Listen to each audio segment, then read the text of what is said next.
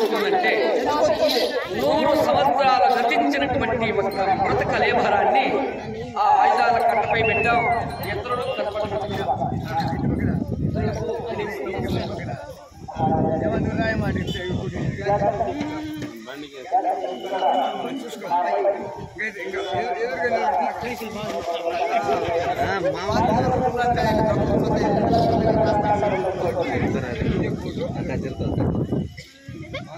అయ్యా ఉత్తర కుమారా, అయ్యా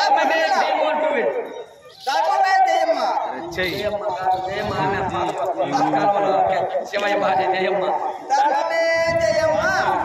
జయమ్మ కాదు, ధర్మమే జయము.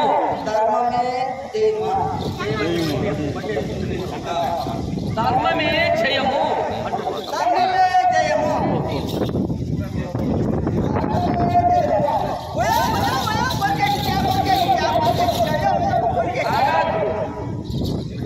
అది ప్రాణం ఉండేటువంటి ఆ మహిమాత్మకమైనటువంటి ఆయుధం సంపమ్మల వలె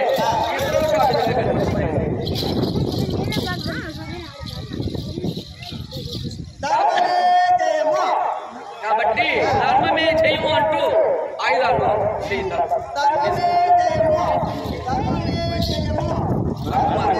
పెట్టింది.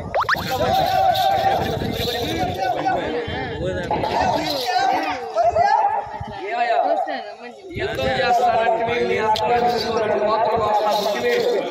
ఆయుధాలు కట్ట పెంచేసుకొని పడిపోయిన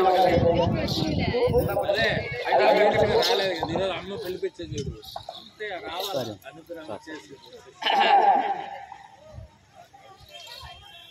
ఆయుధాలు ఎత్తడం కాలేదు. శ్రీ శ్రీ శ్రీ శ్రీ శ్రీ ఒక పెద్దగా కై ఉంటాయి స్త్రీలు. ఈ ఆయుధాలు పాండవేయులయ్యా.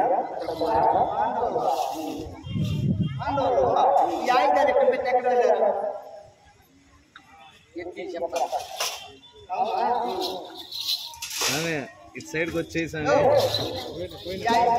ఇది సకల శాస్త్ర కోవిదుడు భూత భవిష్యత్ వర్తమానం. అతనికి సర్వం తెలుసు. సహదేవుడు అంటే దేవుడితో సమానం. సహదేవుడు పట్టే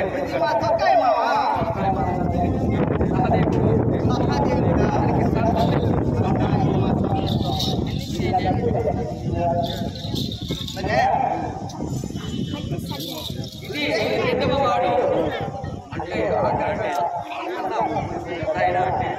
నకులు మహారాజు. దానికంటే నక్కుల్లో ఉంటాయి.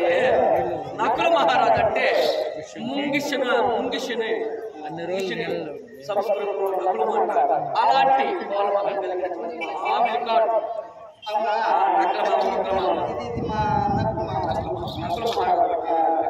మైక్ దగ్గర పెట్టుకొని మా నకులు మామదని చెప్పాలి. ఉత్తర కుమారుడు పలికితే పలుకులు పలుకు వినపడాల.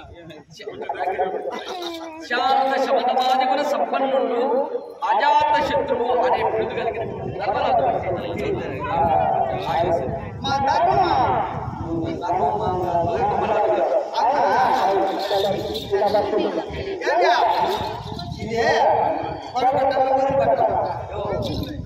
వరబట్టేది మొదలు పట్టేది చెరుకు అబ్బింది కొననుకో ఆ పని మొదలనుకో.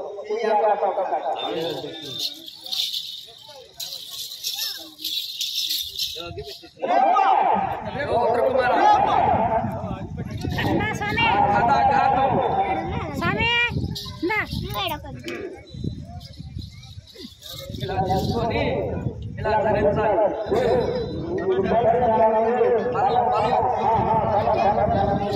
ఈ కథ భీమసేనుడు పట్టేటువంటి శత్రుఘాతకి అనేటువంటి కథ ఇది.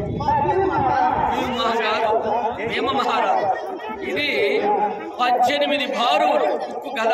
ఒక బారు అంటే 2500 కేజీలు. ఈ కథ